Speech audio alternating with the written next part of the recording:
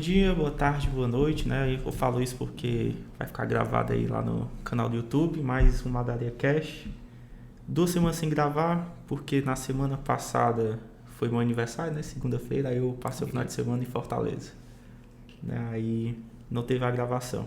E na semana retrasada, eu chamei um cara, eu só não digo o nome, eu chamei o cara, aí ele disse que vinha e furou. E tinha acabado de comprar essas luzes, né? Aí eu queria testar naquele dia, o cara furou, aí também não teve. Aí 2 semanas sem o podcast. Esse final de semana eu acho que eu também não ia gravar, mas apareceu a sorte aí do Davi, né? Que a gente acabou combinando e acabou dando certo. E hoje a pauta é praticamente livre, né? Geralmente eu faço uma pauta. Como foi também de última hora, eu resolvi fazer de forma livre. A gente vai conversar aqui sobre tudo. Aí, especialmente sobre concurso público, né? Que o Davi aí falou que é um tema que ele trabalha com isso. Praticamente eu acho que a gente tem que entrar nesse ponto. Claro. E, além disso, o Davi é um colega meu aí da época do Santana, lá que a gente começou a estudar em 2007, 2008. A gente fez o ensino médio completo, a gente separou mais foi na época da faculdade, né? Que tu foi pra UVA, Exato. Eu fui pra UFC, lá na Engenharia da Computação. Exato. E depois saí, depois fui pro Direito do Luciano. Enfim, aí a gente mantém o contato. Exato. Mas aí, é um prazer aí ter vindo hoje aí para esse episódio aí do podcast. Claro, dar uma boa tarde a todos, né? Principalmente a minha audiência dos concursos, né? O pessoal que está assistindo essa live pela Mentoria ISEC. Nós estamos aqui no estúdio de gravação do podcast do Evandro, advogado aqui, já renomado em Groíras, toda a região de Sobral. Estamos aqui com a minha namorada, Yasmin, e que está nos ajudando aqui na organização de todo o ambiente. Dá um oi aqui, amor. Dá um oi aqui pro pessoal, nos ajudando aqui. E nós vamos falar sobre concursos hoje, vamos falar sobre fé, religião, política, sociologia, cultura, um tema bem aberto. Eu, o Evandro e alguns outros amigos, nós temos esse hábito, né, de trocar algumas ideias em relação a problemas sociais e também estilos de vida e perspectivas de futuro, para que a gente consiga, né, ser seres humanos melhores e consigamos de alguma forma fazer alguma diferença enquanto estamos aqui. Pois é, e falando aí sobre concurso, né? Vai ter agora o concurso do INSS, aquela coisa toda. Tu tá pegando muita gente, assim? Exatamente. Muitos alunos estão procurando, né? Para quem já me acompanha, sabe que eu sou professor de cursinhos para concurso, de constitucional e administrativo, e desenvolvo mentorias, né? Que são o quê? São planejamentos para aquele aluno, para aquele estudante que às vezes saiu do ensino médio ou já tentou 1, 2 concursos e por alguma razão não obteve a sua aprovação. O concurso do INSS é muito visado, né? Também. É muito visado exatamente pela qualidade do trabalho, né? O técnico do Seguro Social, que é uma das coisas que eu mais estimulo o meu aluno nos primeiros encontros da mentoria, é exatamente ele visitar o INSS. Conheça o órgão, conheça o que faz o técnico do seguro. Experiência própria. Os técnicos do INSS, pra mim, só prestam os novatos. Os antigão, cara, é horrível. Eu tô, graças a Deus, que aquele povo vai embora. Aí entra na galera nova ajudar a gente. Tá sofrendo um pouco, né? Mas tem uma senhora lá que é velha, mas é horrível, cara. Horrível. Os melhores são os mais novos, é impressionante. Incrível. Pois é, ó, de repente você, meu aluno, vai poder estar atendendo o nosso colega Evandro aqui quando ele for pedir uma aposentadoria por tempo de contribuição lá dos seus clientes, né? Então, pessoal, conheça o órgão, tá certo? Quando eu fiz alguns concursos que eu obtive aprovação, né? Como, por exemplo, técnico da Receita Federal, eu fui lá na Receita Federal, eu fui lá no órgão para conhecer o ambiente de trabalho, saber como é que é o trabalho em si, para ver se eu conseguia gerar aquela conexão, né? Muita gente vai para o cargo público, Evandro, infelizmente, não pelo desejo de ser servidor público, mas muitos apenas vão pelo dinheiro. E se você vai para o concurso público, eu estou falando isso como concurseiro, como professor e como alguém que conversa diariamente com alunos e tenta entender a mente deles. Não vá pelo dinheiro. Se você for pelo dinheiro, você em poucos meses ou anos estará pedindo sua exoneração, porque você não vai aguentar a pressão do dia a dia. Você tem que ter uma vocação para aquilo. Você tem que desejar de fato servir o público. Isso não é um discurso moralista, é apenas a realidade. É você gostar do atendimento ao público. Se você for uma pessoa grosseira, uma pessoa, sabe aquela pessoa carrancuda, aquela pessoa dura de trato. Outra coisa tem um ambiente de trabalho, ó, uma dica que eu dou. O melhor ambiente de trabalho que tem é a Receita Federal. É verdade. Porque chega lá, o prédio é bonitinho, a galera são de carro bom, aquela coisa toda. Tem aquela comidazinha boa, chega na hora e tal. Por que a Receita Federal é bom? Porque é onde arrecada, né, o dinheiro do Estado. Aí tu vai ver o auditor, auditor do trabalhista, Uhum. é mó fuleiragem, assim, parece que tá trabalhando num barraco. Coisa né? toda. Essa realidade eu já não Polícia. conheço. Não conheço. A polícia militar, baqueado. Pronto, procure o órgão, né? Procure o órgão para você conhecer e tal. É claro que todas essas condições de trabalho, elas são peculiares de cada orçamento, né? A gente sabe que alguns órgãos, de fato, têm um déficit orçamentário, mas que o mais importante é você se identificar com a realidade daquilo que você quer trabalhar, para que você não seja um profissional frustrado, para que você não seja aquele que reclamou do serviço público e acabe sendo um objeto de reclamação por não oferecer um trabalho. É porque, assim, concurso público, o que eu vejo, assim, a galera, né? Geralmente o pessoal vai, assim, experiência pelos amigos que tem ao meu redor, né? Eles não vão muito pela questão financeira, eles vão mais pela questão da estabilidade. Talvez do status, né? Também, mas, assim, o grupo que eu ando vai mais pela estabilidade. Por quê? Porque tem namorada, aí quer casar, quer ter filho, quer ter aquela vida, né? Sim. Quer viver e tal, aí a estabilidade traz esse conforto, né? Traz esse conforto. Aí muitas vezes a pessoa prefere a estabilidade e ter esse conforto do que não, né? Pode parecer uma coisa assim, mas pesa, porque Sim, claro. Principalmente se a pessoa for um pouquinho mais velho. Geralmente o cara que é mais novo não liga muito para essas coisas, né? Sim. O cara que é mais novo quer saber só de ter dinheiro, né? Pra Sim. sair, né? Aquela coisa toda e tal, mas quando a idade chega, a pessoa quer ter uma família, Sim, claro. filho, casa, carro, viajar com a verdade. família. Isso é E verdade. é um aspecto importante. Que é o trabalho que eu faço de introspecção, né? Quando eu tô atendendo, Evandro, eu tenho uma conversa muito longa, né? Demorada, que é o primeiro atendimento. Eu tento entender o que é que passa pela sua cabeça, qual é a sua personalidade. Se você é uma pessoa que está mais ligada de fato a esse espírito meio voluntariado do servidor público, de realmente ajudar, de escutar de repente o desaforo o contribuinte, entendeu? O contribuinte está lá, ele não quer saber se você teve um dia bom ou ruim, ele só quer o pedido dele deferido, entendeu? E às vezes você vai você vai ser o portador da má notícia. Você vai dizer que aquele pedido dele não foi deferido. E ele vai descarregar todo o estresse dele em você. E você tem que ter aquele... Pois é, você tem que ter aquele exercício de paciência a mais para se colocar no lugar dele, para ter empatia. Por isso que o serviço público não é lugar dos mercenários, entendeu? Aquela pessoa que quer ganhar muito dinheiro, você não vai ser multimilionário no serviço público. Você vai ter a sua estabilidade, né? Cada bônus tem seu ônus. O preço é a estabilidade, né? Exatamente. Por isso que também o que chama mais atenção do serviço público nem é o dinheiro, é a estabilidade. Exatamente. É aquele conforto de que você sabe que vai fazer o seu melhor e que todo mês você vai ter aquele valor já para você contar. Foi a pandemia. Todo mundo perdendo renda e os servidores públicos ganhando... Normalmente. Até o Rodrigo Maia queria diminuir. Sim, exato. Aí não passou. Porque é um direito adquirido, né? Você vê a proteção que a lei traz pro serviço público. Mas eles podiam flexibilizar por conta do... é possível pela redução da carga horária, né? É o que eles queriam fazer. Mas enfim, pra mim o que chama mais atenção é a questão da estabilidade. Sim. Né? Por exemplo, vamos colocar aqui uma advocacia para um concurso público, né? Um concurso público, para o cara passar, o cara demora quanto tempo? Uns 2 anos estudando? Algumas aprovações que eu obtive, eu consegui de 3 a 6 meses. Foi mesmo? Depende do cargo e depende do grau da concorrência e do terceiro fator, que é a sua experiência prévia em outras provas. Eu conheço pessoas muito inteligentes que não têm experiência de prova, que não sabem resolver questões, que têm todo o conteúdo do direito material na sua cabeça, mas não sabem aplicar. Essa pessoa vai ser reprovada.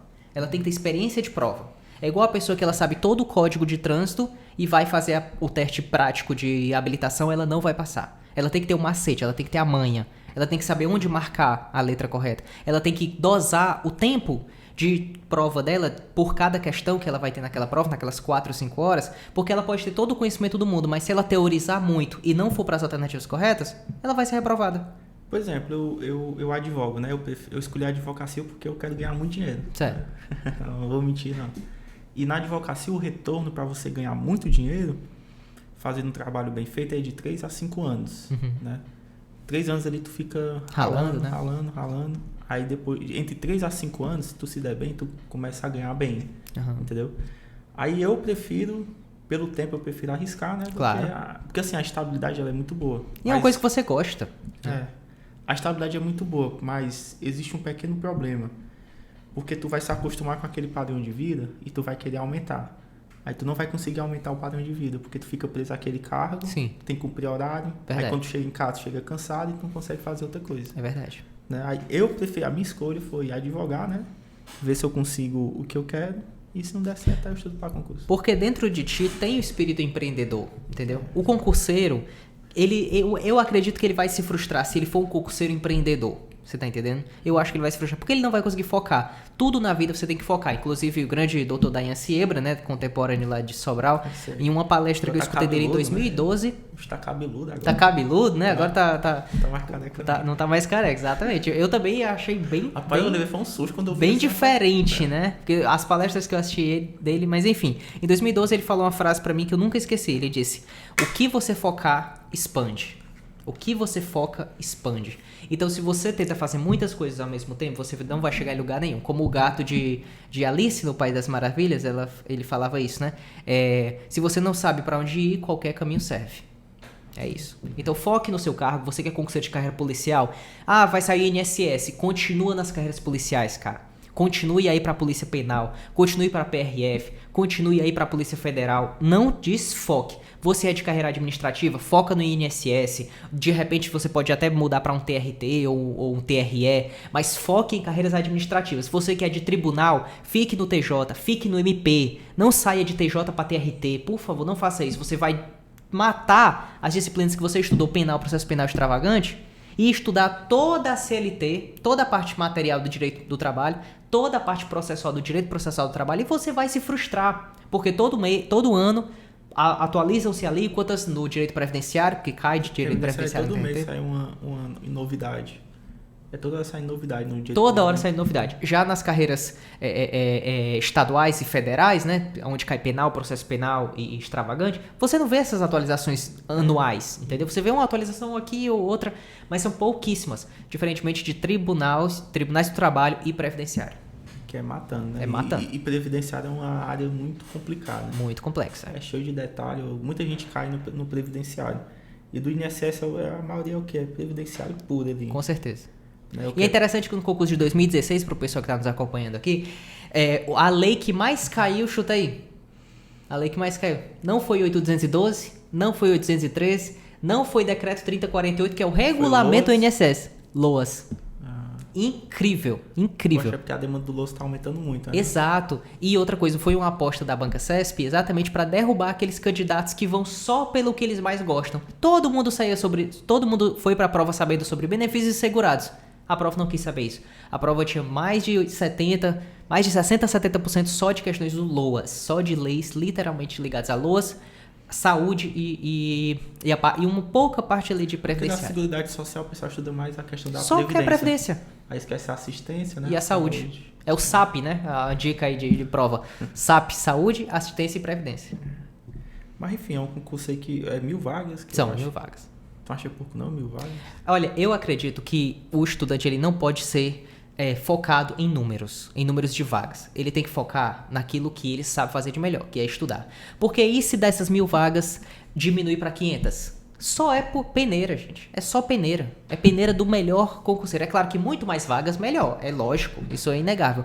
Mas se você categorizar ou buscar se prender a mudanças legislativas que podem ser para piorar ou para melhorar, você nunca vai sair do seu lugar. Então estude independentemente de quantas vagas, faça o seu melhor. Você só precisa de uma vaga. Você não vai assumir 2 cargos, só vai assumir um. Então estude para aquele concurso como se fosse uma única vaga. Quando eu fiz TRT Rio, era uma vaga para analista, mas sabia que não ia chamar só um, ia chamar uns 50, uns 100. Mesmo assim eu fui fazer. Mesmo que você faça e não passe, é experiência de prova. É o segundo pilar que você precisa, não é só conhecimento. É experiência de prova, experiência de questão, malícia de examinador. Você tem que ter essa malícia, entendeu? É saber onde a pegadinha tá, onde a fração foi alterada, onde o prazo foi alterado. Tem toda uma ciência por trás, que é o que a gente ensina na mentoria ISEC. Faz tempo que eu estudo assim pra prova. Eu acho que a última prova que eu estudei assim foi o OAB. Pra OAB, né? Aí o resto. Porque assim, quando o cara tá advogando é mais o quê? É acompanhar jurisprudência, né? O cara tem que ver os entendimentos dos tribunais, porque os juízes, eles são, dependendo do tipo de recurso e do tipo de julgamento, os juízes, eles são obrigados a seguir o entendimento dos tribunais superiores. Sim. Tá lá no CPC.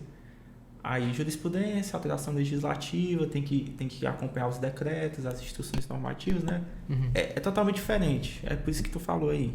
O cara tem que focar no que quer. Tá. Porque estudar Estudar para concurso é uma coisa, porque tu tá... Na verdade, estudar para concurso é tu saber mais ou menos como a banca ela trabalha aquele conteúdo, né? Como ela cobra, como é que funciona a sistemática da banca. Aí eu me lembro quando eu estava para a OAB, não, e também para alguns concursos. Aí tinha certa banca que adotava o entendimento do STF, aí tinha outra banca que adotava o entendimento do STJ, aí era diferente, aí dependendo da banca, se tu não soubesse disso, aí tu perdia a questão e tal. Enfim, aí se tu perder uma questão, tu vai lá para baixo. Exato. Aquela coisa toda. Você precisa se especializar, entendeu? Exato. Especializar em prova. Concurso eu tô por fora, não tô muito por dentro. Não, tudo bem. Só pra gente finalizar essa pauta, a gente já vai iniciando outras. Eu só falar o que significa ISEC, né? Eu falei várias vezes aqui essa sigla. ISEC, pessoal, como se você já foi meu aluno nos cursinhos que eu já dei aula, já fui titular de Constitucional e Administrativo em cursinhos de Sobral, Itapajé, Camusim e também ensinei em Fortaleza. ISEC é uma sigla, a gente chama isso de mnemônica, né? Quando a gente une sentidos e palavras numa única palavra. Cada letra dessa palavra é um dos pilares que eu usei nas minhas aprovações, depois de ter feito mais de 20 mil questões nesses sites de concurso, né, de fazer questões de concurso. E eu descobri 4 pontos, 4 técnicas que você tem que desenvolver ainda bastante na mentoria, que são as necessárias para que você consiga ter um alto rendimento nas provas. Não é só para você passar, é para você ter um alto rendimento de estudo, de concentração e de autocuidado. O I da palavra ISEC significa imersão. A imersão, ela significa esse foco absoluto. Esse estilo de vida que vai ser mudado, que vai ser alterado. Quem já foi meu aluno sabe que eu faço os cronogramas dos horários do aluno. Ele vai estudar especificamente aquele tema que ele precisa estudar. Os outros que ele já domina, ele não vai precisar nem revisar. E na mentoria eu quebro muito aquela necessidade que os gurus falam, de que você precisa revisar todo final de semana. Sempre que você lê uma coisa, você tem que revisar em seguida. Eles inventam uma história de ciclos, que pra mim isso nada funciona. Porque você tem que fazer esgotar o edital. Oi? Ciclo EADA. Já ouvi falar desse ciclo, né? Que é de um professor famoso. É um tal de Fernando, esqueci o nome dele. Eu não adoto muito a ideia de ciclos. Por quê? Porque o aluno ele fica muito bitolado em prazos. Puxa, daqui a 7 dias eu tenho que fazer mais essa revisão. E isso vira uma bola de neve, fica como se fosse uma progressão geométrica, entendeu? De complexidades de assuntos que ele tem que revisar em 24 horas, 7 dias, 21 dias e 60 dias. Isso é loucura. Tem assuntos que você não precisa revisar porque você já sabe do assunto. Por exemplo, você estudou o artigo 5º da Constituição e entendeu os direitos fundamentais. Você estudou o artigo 6º de direitos sociais. Para que você vai revisar se você já dominou a matéria? Se você já leu e numa simples leitura já pegou os detalhes e tal. Fazer um simuladozinho só para... Faz os simulados para ir acompanhando o seu rendimento, claro, né? Mas a divisão dos prazos que eu faço na mentoria é muito mais flexível, é muito mais orgânico. Tanto é que muitos alunos, quando passam pela mentoria ISEC, eles falam isso. Professor, eu estava fazendo ciclos e eu estava ficando estressado, eu estava ficando ansioso, porque eu tinha que cumprir aquele horário, só que já estava com outro horário que estava pendente, eu não consegui revisar de 7 dias a outro. Aí eles ficam com essas paranoias e não conseguem render. A mente, para ela poder assimilar a informação, ela tem que estar leve. Ela tem que estar uma mente minimamente feliz, entendeu? Ela tem que amar, né? E tudo isso gira em torno do amor. Não o amor pelo dinheiro em si, mas o amor pelo cargo, o amor por você querer participar daquilo. Por isso que é muito maior do que simplesmente uma vontade pessoal de ser um aprovado, uma vontade pessoal de ter ali um dinheiro, alguma coisa. Não, é o amor realmente por aquilo que você está fazendo, é ter prazer ao estudar, entendeu? É óbvio que entre estudar e comer uma torta de pudim numa praia e, sei lá, passear, é óbvio que a gente quer outras coisas. Mas se você não aprender a gostar da matéria, você não vai render. Então esse é o primeiro ponto, o I de imersão, onde toda a sua vida vai girar em torno do concurso público, você vai começar a amar isso. O S significa saúdes, que é o cuidado de 4 saúdes que eu falo muito na mentoria, que é a saúde física, mental, financeira e social. Se você não tiver essas 4 saúdes em dias, o seu estudo vai de mal a pior. Saúde física, prática constante ali de exercícios físicos, ou pelo menos ali ter uma vida um pouco mais agitada, que você, de repente a pessoa trabalha muito e não consegue ir pra academia. Mas só o trabalho dela ali já é uma espécie de esforço físico, é só ela não tá parada. Mas ela, claro, o ideal é estar fazendo algumas atividades físicas. Saúde mental, né? Você conseguir controlar seus pensamentos, controlar a ansiedade, controlar ali aquela tensão pré-prova.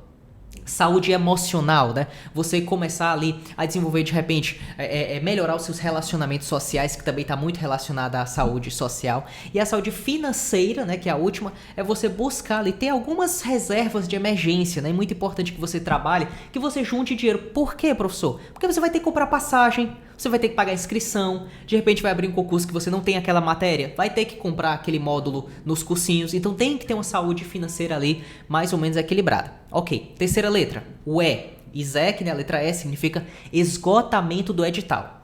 O meu aluno não vai para a prova sem esgotar o edital. E eu dou técnicas para ele esgotar o edital em 30 dias. Em 30 dias é a minha promessa para ele. Se você estudar dessa forma, nessas horas aqui que a gente estabeleceu, se você estudar, porque eu não vou estudar por você, eu vou organizar seus estudos e tirar suas dúvidas. Mas se você estudar, você vai esgotar em 30 dias o edital. E na segunda fase de estudos, que é a parte de revisão, você vai estar focando em estudar com mais intensidade as matérias mais difíceis. Então, essa é a terceira letra. E a letra Q, né, da palavra ISEC, para finalizar, o que significa questões críticas. O que significa questões críticas? Qual o problema de muito aluno não passar na OAB? E aqui envolve também a questão dos concursos. Ele erra a questão, ele vai para a prova, cai a mesma questão e ele erra de novo. Se ele tivesse estudado o porquê do assunto e o porquê ele errou, ele nunca mais iria errar nenhuma questão daquele tempo. Na época que eu estudava, eu ocupava aquele 1000 questões. Sim. Do Juspod. Sim, exato. Comentado, né? Porque lá é bom, porque se tu erra a questão, aí tu vai lá tem um no comentário de cada um, né? Isso. Eu fiz muito também. Aí ajuda demais isso aí. Você tem que estudar por questões, essa é a letra Q, né? Aí tem o Q-Concurso também, que é muito bom. Q-Concursos, tem Tec-Concursos, tem várias plataformas. É o melhor Q-Concurso. Tem muitos. Eu assino o Q-Concurso da assinatura vitalícia. Eu também tenho a vitalícia. Do Q-Concurso e do Gran Cursos online. Do Gran Curso, né? Muito bom. É muito importante. Isso, gente, olha, todas essas coisas que a gente tá falando aqui, eu sei que vai ter um peso no orçamento, mas tudo isso é investimento. Eu, por exemplo, que fiz muitas dessas questões eu já nem uso mais elas hoje. Por quê? Porque eu já copiei as questões nos meus materiais e eu fico revisando já essas matérias erradas, que eu já cheguei a errar, entendeu? Então o que acontece? Muitas vezes eu vou dar uma aula, eu já puxo essas matérias para poder já fazer as questões dos meus alunos. Então tudo é um investimento. E o último conselho que eu dou para os nossos ouvintes aqui, principalmente a audiência aqui dos concursos, é o seguinte: não estude para saber, estude para ensinar. A partir do momento que você estuda e você se explica para você mesmo, ou ajuda a sociedade, amigos concurseiros, que você ajuda outras pessoas ensinando, o seu grau de retenção nas informações ele vai de 5%, e depois de 24 horas, né, a gente só lembra de 5% do que nós lemos, isso é a famosa curva do esquecimento, né, todo mundo conhece isso. Ela vai de 5% para 95% do seu grau de retenção na informação. Então, se eu tô falando algo, aliás, se eu tô estudando, lendo, e eu falo em seguida, eu ensino para alguém, eu explico para mim mesmo, eu gravo um áudio, que na mentoria eu também ensino muito a estudar sobre audioaulas, né? Você tá tomando banho, deixa uma audioaula lá tocando, tá dirigindo, deixa a audioaula tocando, ao invés de você ficar escutando músicas e tal, pode escutar, não tem problema. Mas deixa que seja só, sei lá, só no final de semana. Vai almoçar, deixa uma aula lá tocando. É nessas frações de momento que o aluno faz o diferencial, que ele faz o a mais. E aí ele consegue ter uma desenvoltura muito melhor do que os outros concurseiros. Agora, só para finalizar, existe alguma diferença para estudar para carreira policial, tribunal, administrativo, fiscal? Além da personalidade, né? A personalidade do aluno de carreira policial, ela é uma personalidade diferente. O estilo, os gostos dessa pessoa vão ser gostos diferentes, né? De uma pessoa que trabalha que quer estudar para um tribunal, por exemplo. Uma pessoa que estuda para carreira policial, normalmente ela tem uma personalidade muito mais ali proativa, né? Ela tem uma personalidade que a gente chama de personalidade tática. É aquela pessoa que tem gostos e interesses por armas, defesa pessoal.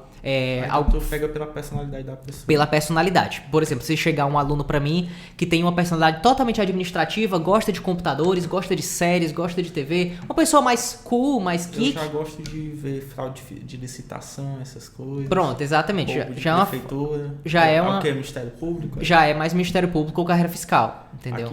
Aqui em Grões eu fico dando uma olhada assim nos gastos do orçamento, eles ficam meio desconfiados. Isso é importante. Além de você estar fazendo a sua atividade como fiscal da lei, né? Porque a fiscalização indireta da sociedade, mas isso você está desenvolvendo a sua personalidade fiscal e auditoria. A coisa mais importante dentro do município é o orçamento. Com certeza. Entender o orçamento e para onde o dinheiro está indo para secretarias e tal, essas coisas, aí você começa a entender o esquema. Exatamente. Só uma palhinha, né? Palhinha do que está por vir, né? É engraçado, aqui em Groíras, eu acho que em Sobral também deve se repetir. No dia da sessão que eles vão votar o orçamento, não aparece nenhum vivente. Interessante, né? Interessante que a população ela é fiscal do orçamento do município em até 15 ou 30 dias, né? Depois que o orçamento é liberado em janeiro, né? Assim, eu não conheço muito bem. Eu vejo mais a questão do que está entrando e do que está saindo, o déficit lá do município e tal, os repasses do fundo de participação do município, né? Federal, estadual e tal, essas coisas. Mas é impressionante. E a sessão que os vereadores estão mais nervosos. Interessante. Aí aqui em Groíras teve uma briga, porque o executivo queria 80% do orçamento. Agora, a oposição aqui até é que ela é boazinha. Ela concedeu 50% do orçamento para o executivo gastar do jeito que ele quiser. Entendeu? Aí, aqui teve uma época que uma prefeita, né, que brigou com todo mundo. Parecia a Dilma. Quase que piorar, né? Aqui. Aí a Câmara fez uma sacanagem. Parece que deu 0,5% do orçamento. O que dá pra comprar com isso, né? O que dá pra invertir isso, né? Pois é, ela ficou totalmente amarrada com a Câmara. Aí a Câmara botou ela no cabresto, assim. Aí ela caiu. Ela ficou só 2 anos no mandato. Mas enfim. Não é pra menos, né? O importante é o orçamento. O orçamento... É por isso que as pessoas entram na política. Pra pegar o dinheiro de um determinado canto e levar para outro canto. Exatamente. Mas enfim, eu fiz essa... Pra gente finalizar a gente tá finalizando esse bloco, né? A gente vai estar já dando prosseguimento. Então é isso, gente. Estudem, foquem, desenvolvam a paixão nos estudos e principalmente... Eu gosto de usar essa analogia pra gente concluir totalmente. Você conseguiria participar de uma Olimpíada treinando no quintal da sua casa? Não. Você precisa de um personal, você precisa de uma equipe, você precisa de alguém que já chegou lá e consiga te orientar nesse caminho. Eu passei muitos anos estudando para concurso e passei em alguns, né? E até fui chamado em alguns. Mas por algumas questões de deslocamento, né? Por exemplo, aquela questão, né, de ir para Minas Gerais para ganhar um salário X, sendo que aqui eu já estava ganhando esse salário no conforto da minha família, na minha casa, não valia a pena. Então, alguns concursos você vai, na sua experiência, você vai ver que não valem tanto a pena assim. Mas seja maduro, né? Quando você for escolher aí o seu cargo. Mas o que eu queria deixar para nossa audiência é isso. Ame o que você faz. Se você amar as coisas, elas vão mudar. Elas vão ter o toque aí da transformação. E que Deus abençoe a todos vocês. A gente vai estar fechando esse bloco agora. O Vadil já vai puxar a próxima pauta. Você pode fechar a nossa live? E até mais, né? Aí até mais, pessoal. Aí. Tchau, tchau. Aí você salva, tá? Deixa eu puxar aqui. Tu vai recortar aqui, Vadil? Recorta, né? Não, deixa aqui. Aí, tu deixa outra coisa. Aqui, deixando tudo aqui. Aí pronto. A gente terminou aí a primeira pauta dos concursos. Aí a segunda a gente vai falar sobre política, né? Olha, já foi 27 minutos, a gente passa, né? Deixa eu botar aqui. 27 minutos. Tema livre, né? Eu não juntei assim muito bem a pauta e tal.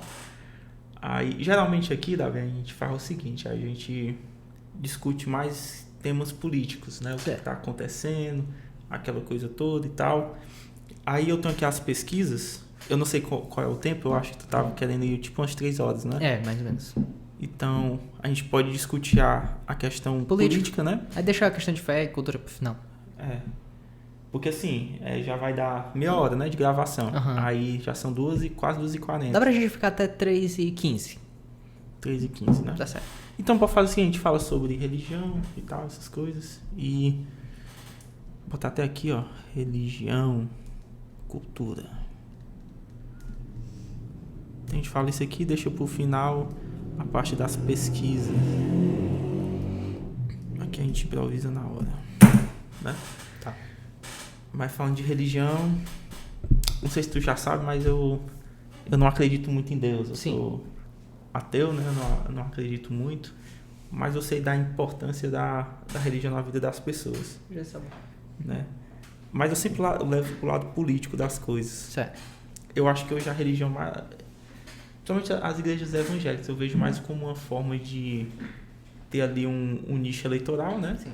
Aí o pastor nada mais é do que um cabo eleitoral em que escolhe o seu deputado e bota lá pros interesses da igreja. Sim. A gente já vê lá na Universal, que tem um dele, tem o do Silas, que tem um dele.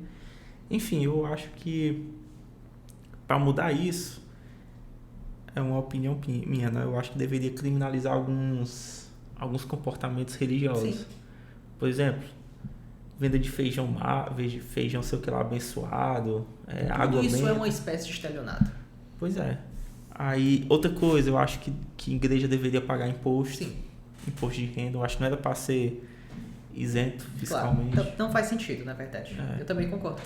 Imposto de renda, contribuição previdenciária, igual uma empresa normal mesmo. Até porque o pastor, quando ele está um determinado tempo e ele é tirado por alguma questão ali interna corporis, né, no sentido de brigas entre as lideranças e tal, ele muitas vezes é desamparado, ele não tem uma previdência, muitas vezes ele não tem outra igreja para assumir e ele vai ficar à mercê de quê? De familiares, vai viver como indigente, entendeu? Não vai poder ter ali a sua qualidade de vida de tantos anos dedicados ali à obra, ao ministério. Então eu acho que essa regulação, não no sentido de regular temas, as igrejas dentro do seu ambiente, como a maçonaria, como, sei lá, sociedades secretas, satânicas, o que for, no seu ambiente, fale o que quiser, entendeu? É a liberdade plena. Claro que desde que não ofendam direitos fundamentais, é óbvio, né?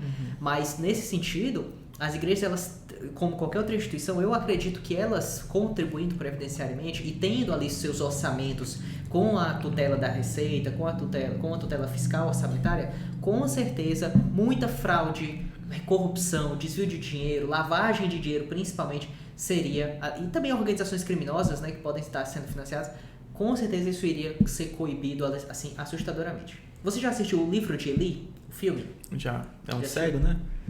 Denzel Washington. Até que ele decorou a Bíblia todinha. Sim, exatamente. E magistralmente interpretado lá pelo grande Denzel Washington. Aquele filme é exatamente o retrato da nossa sociedade atual. Na verdade, nossa sociedade atual seria um simplismo, né?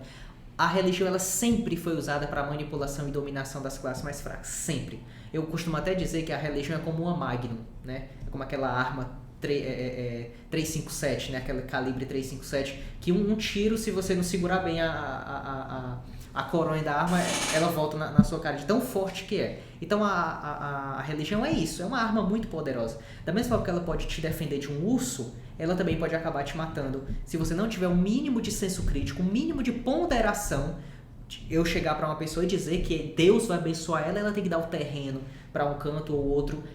Só uma mente muito... São dos motivos da igreja, quando começou a questão do conhecimento, né, ela dominar o ensino.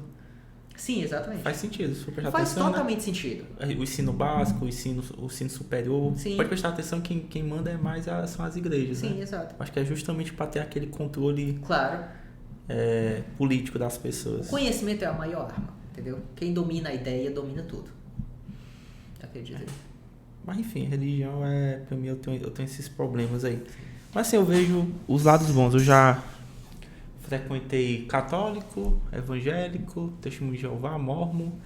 E o último que eu frequentei foi os espíritas. Certo. Aqui em Goiás, não sei se tu sabe, tem a maior, que é o Jefa.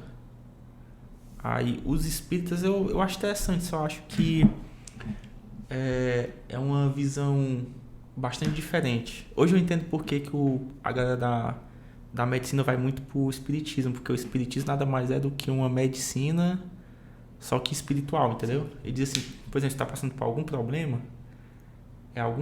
uma doença espiritual, aí tu tem que se tratar espiritualmente para tu poder se tornar saudável e conseguir viver. E faz muito sentido. A nossa emoção, Evandro, ela é responsável por mazelas ou virtudes do nosso corpo. Uma pessoa, eu já passei por isso, uma pessoa que está de repente com ansiedade, eu já tive ansiedade, já tive alguns episódios ali de depressão, de pensamentos suicidas, né? Principalmente na época que eu estava estudando muito para concurso, que eu não sabia sobre essa questão de saúde mental, sobre saúde. Eu achava que era só estudar. Eu já tive muita ansiedade por conta dos processos, que eu ficava atrasando os processos, que é muita coisa, aí os clientes ficam tudo em cima do cara. Pressionando, né? Então, ó, por exemplo, eu, na minha época, que eu tento sempre ser um livro aberto, né? Eu não tento esconder nada e tal, ser transparente, porque aí ninguém pode me acusar de nada, simplesmente porque eu já falo todas as coisas que eu já vivi. Então, quando eu estava muito pressionado nos estudos, que eu não sabia sobre atividade física, ou sobre ter uma saúde mental, sobre ter uma saúde emocional, eu só estudava, manhã, tarde e noite. Eu desenvolvi até, como é que é o nome que a gente dá isso? Dermatite atópica. O que é dermatite atópica? É uma inflamação na pele pelo estresse. Muita gente desenvolve roxões, sabe? Umas manchazinhas roxas. Manchas de estresse, isso. Umas manchazinhas mais escuras, né? Exato. A minha eram umas bolinhas. Tinha uma prima minha que tinha o corpo todinho. Assim. Tem 3 tipos, né? Normalmente, é a dermatite atópica, que são as bolinhas que você coça e fica coçando. Tem esses roxões, que pode acontecer também. E tem as dores. A mais comum é as dores. Você está muito estressado, primeira coisa, seu trapézio, né? Toda a sua região na musculatura fica enrijecida. Isso é o primeiro sinal fisiológico negativo do estresse, da doença emocional. Então, uma religião dessa que promove isso é fantástico, entendeu? Agora, o problema das religiões é porque elas têm uma visão muito megalomaníaca de pequenos pontos. Então, de repente, o movimento evangélico, o problema é porque espiritualiza demais as coisas. Outras religiões é porque focam muito em situações e resolução de problemas. Acaba sendo uma caixinha em onde você vai lá, abre para poder tirar o que você quer e depois fica com sua vida feliz. O evangelho, para concluir esse meu raciocínio, o evangelho, para mim, que eu acho que é muito superior a qualquer religião, é baseado nisso, no amor. O amor é o que transforma tudo. O amor é a gênese de tudo. Se você não tiver esse amor pelas coisas, no sentido das pessoas, né, como o próprio Belchior falava bastante, eu acho fantástica aquela letra. Amar e mudar as coisas me interessa muito mais, me interessa mais, né? Então, quando você ama as coisas, quando você ama as pessoas, quando você usa as coisas e ama as pessoas e não inverte esses polos, e você ajuda, você faz o bem para alguém, quando você transforma a vida de alguém, você é transformado. Isso é fantástico. Quando você ajuda alguém, você vê a ajuda surgindo de você, mesmo que a pessoa seja ingrata a você, só o fato de você ter despejado ali amor, perdão, gratidão, tudo isso, por mais que seja um desafio, né? Muitas pessoas têm contextos familiares, assim, devastados. Um filho muitas vezes não fala com o pai, não fala com a mãe. E eu não sou silente a todo esse problema que é latente na sociedade, que é um problema real, que existe. Mas, com um pouco de esforço, você começando a afrouxar as coisas e tentando baixar um pouco a guarda, a sua qualidade de vida vai melhorar muito mais. E foi aí que eu encontrei o evangelho. As religiões, elas não vão ajudar de forma definitiva o ser humano. Elas só ajudam paliativamente. Elas te entregam aquilo que você quer. Mas elas não te dão o senso da paz e da eternidade. Quando você olha para as estrelas, para as galáxias, eu não consigo conceber. Eu preciso ter muito mais fé que o Big Bang, que é essa união de todas as matérias que explodiu e gerou todas as estrelas, todas as galáxias. De onde é que surgiu essa matéria inicial? Eu acredito que possa realmente existir o Big Bang, possa realmente existir a evolução de uma Terra velha, de uma Terra com 65 bilhões de anos, e o nosso processo passou pela Pangeia. É possível, é totalmente possível isso, né? Não tenho como negar que não. Também não tenho como negar que sim. Então, dentre esse mar de incoerências na religião e na ciência, eu prefiro a fé. Eu prefiro acreditar que é assim e descansar meu coração e eu viver bem e viver em paz, sem eu me preocupar com coisas insignificantes que não vão mudar em nada a nossa própria assim, matéria. Uma coisa que me ajudou muito, eu tinha uma ansiedade muito grande, mas é porque como é que eu faço para resolver meus problemas? Tipo, existe um problema, né? Aí eu tento descobrir quais são as causas do problema, certo. Entendeu? Aí antigamente eu tava tendo uma crise muito grande de ansiedade. Isso no começo da advocacia, até pouco tempo atrás. Aí por que eu tô sentindo essa ansiedade? Tipo, ficar deitado na cama, paralisado, não conseguia me levantar, aquela coisa toda. Aí depois eu fui me tocando que o que tava me deixando ansioso era a falta de organização, a falta de controle. Sim. Por exemplo, como a coisa fica desorganizada, aquilo ali fica fora do teu controle, tu não consegue... Te paralisa, né? Te paralisa, tu não consegue lidar com aquela situação. Sim. Aí o que foi que eu fiz? Eu organizei. A melhor coisa que eu fiz foi ter comprado Sextante, né? Esse arquivozinho aí. Aí o cara coloca, deixa tudo organizado no notebook, aí bota lá todos os prazos, as atividades e tal, pronto. Fiz isso, deu uma melhorada assim de 100%. Ótimo. Essa é a forma como eu lido com as coisas. Eu tento encontrar as causas do problema. Certo. Aquela velha lei, né? Causa e efeito. Causa e efeito. Certo. Existe o efeito, que pode ser ansiedade, depressão, sei lá, qualquer coisa. Aí tu tenta descobrir. Por exemplo, um disse que tinha negócio na pele, né? Exatamente. Aí tu foi atrás de saber qual foi Só pra você ter uma ideia, eu fui em 3 dermatologistas. Nenhum descobriu. Nenhum.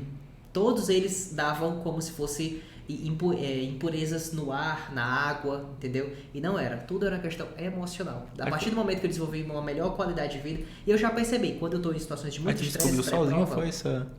Tu descobriu sozinho que a Sozinho. Meu Deus. No autodidatismo. Nenhum médico me falou isso. Eu fui procurar, eu encontrei esse termo dermatite atópica, né? E aí isso pode desenvolver também várias outras causas. Eu não sou médico, tá, pessoal? Só lembrar os nossos telespectadores. Eu sou advogado, sou professor, mas eu sou um eterno curioso. Eu pesquiso sobre tudo. Não foi no velho e bom Dr. Jurandir, não, na época? No velho e bom final Dr. Jurandir? Não, não foi não. Ele é dermatologista? E nem tomei pílula do mato também. Pílula do mato? O pessoal tem umas pílulas assim, parece umas bombinhas que eles instalam assim. Pra qualquer coisa. Tipo assim, a pessoa acabou de ter um filho, uma cesárea, toma pílula do mato. A pessoa sofreu um acidente, é igual aquela fita do Julius. Qualquer coisa ele amarra com aquela fita. Aqui é o soro que o pessoal chama. Pega um copo rei d'água, bota açúcar e sal. E pronto, exatamente. Aí cura tudo. Você vai no posto de saúde, geralmente é assim, né? Você tá com diarreia, soro. Você sofreu um acidente, soro. Um olho caiu, soro. Tudo é soro. Tudo perdeu a perna, amputou a perna, então soro que nasce de novo a perna. É triste, né? Mas enfim. Aí... Então, o ponto central de tudo isso, gente, é assim, a religião, ela vai te ajudar, é inegável. Eu não posso dizer que as igrejas não ajudam. Elas são fantásticas na questão de na verdade, a igreja, quando eu vejo assim, muita igreja, aqui em Goiás mesmo, estou falando aqui nos bairros mais afastados, tu vê muita igreja. Sim. Pra mim, a igreja nada mais é do que um sintoma, um efeito, né? E qual é a causa, se tu for olhar? O abandono do Estado. Aquelas pessoas ficam soltas ali, sem emprego, sem saúde. Vão procurar algo para ocupar suas mentes. Aí chega o pastor naquela comunidade totalmente sozinha, né? Abandonada. Aí chega um pastor para organizar a vida dessas pessoas e conquista. E querendo ou não, ele vai, como aquilo que a gente estava falando, né? Eu duvido que um pastor que realmente seja um homem de Deus, né? Eu não posso dizer que todo pastor é ladrão, como eu também não posso dizer que todo advogado é ladrão, que todo padre é pedófilo, que todo político é ladrão. Eu não posso falar isso. Existem as boas ovelhas, existem as laranjas podres que tem que ser denunciadas, tem que abrir boletim de ocorrência, cadê o Ministério Público, tem que investigar, tem que abrir inquérito policial, tem que investigar a vida dessas pessoas. Ok, show. Mas tem muita gente boa também. Tem muita gente boa que eu sei que quando o marido tá agredindo a mulher, ela vai ligar pro pastor. Muitas vezes a polícia não vai dar um jeito, porque às vezes não vai ter um policial, mas o pastor vai lá. Eu já vi isso infinitas vezes. Um filho que tá com uma tentativa de suicídio, tá com depressão, não sei o que, ligou pro pastor, o pastor sai da casa dele, sai do seu conforto, da sua família e vai lá e ajuda. Esse tipo de cara tem que ganhar até um Nobel, entendeu? Tem que ganhar um Nobel da paz, tem que ganhar um Nobel aí da religião, se é que existe. Mas essas pessoas, por causa delas, a religião realmente vale muito a pena. Agora, mais do que isso, é o evangelho. Se você, ouvinte aqui, lê a Bíblia, procurar Jesus por meio do evangelho, por meio da essência, você vai desenvolver um senso crítico e um bom senso para que você não seja enganado pelas mazelas das religiões. É como você encontrasse uma pessoa para você, sei lá, namorar ou para casar e tal. Se você for carente, se você for procurando aquilo que você quer encontrar, você vai encontrar. Mas só que esse benefício vai te trazer malefício. É como o sapo e o escorpião. Ele vai até o final, mas no final ele te pica. Entendeu? Aquela velha história do sapo e do escorpião, né? Mas se você procurar, quando você estiver bem, quando você já estiver ali com a sua saúde mental em dias, você não vai procurar só aquilo que você encontra, você vai procurar muito mais. Que é o que o próprio Jesus disse. Aquele que me encontrar, darei muito mais do que essas coisas. Jesus falando para que nós não sejamos tem que ter cuidado com a dependência emocional, né? Que isso aí pega muita gente. Muitos vão com dependência emocional, com transtornos. Com tanto homem quanto mulher. Mas elas totalmente. Crianças, homens, mulheres, indistintamente. Geralmente o cara tá ali no momento de solidão, sim, tudo dando errado, aí aparece uma mão amiga, aí você fica ali preso naquele, exatamente, é possível, naquele negócio. Tem que ter um senso crítico, né? Tem que ter um senso crítico. O mais importante é você procurar o Evangelho. No Evangelho de Jesus Cristo, você procura, independente da religião, procure o Evangelho. No Evangelho todos se encontram.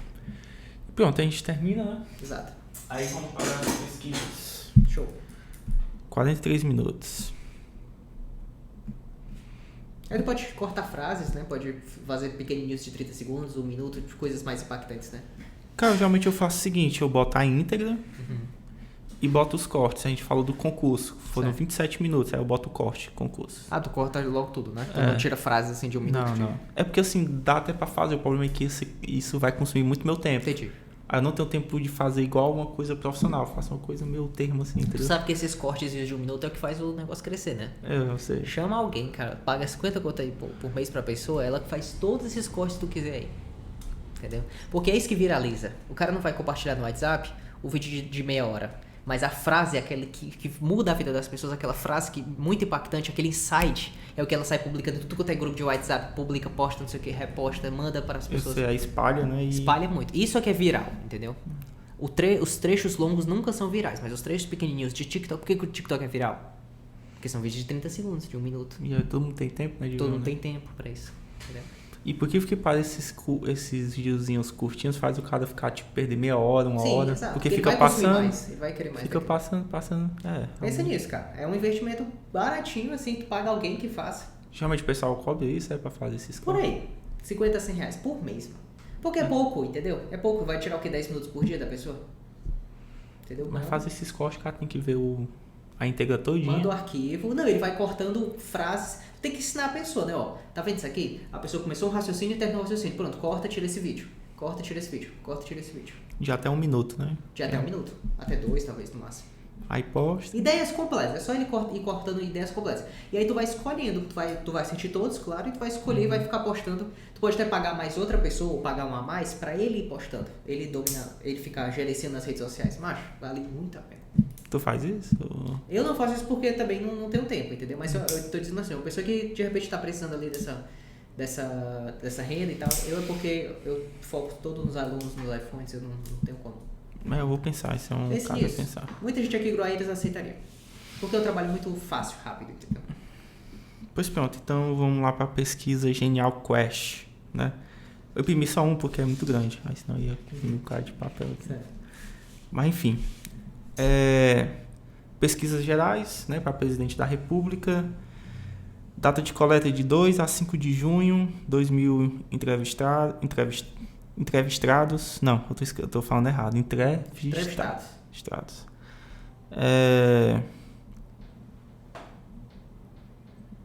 E é isso. Bora lá.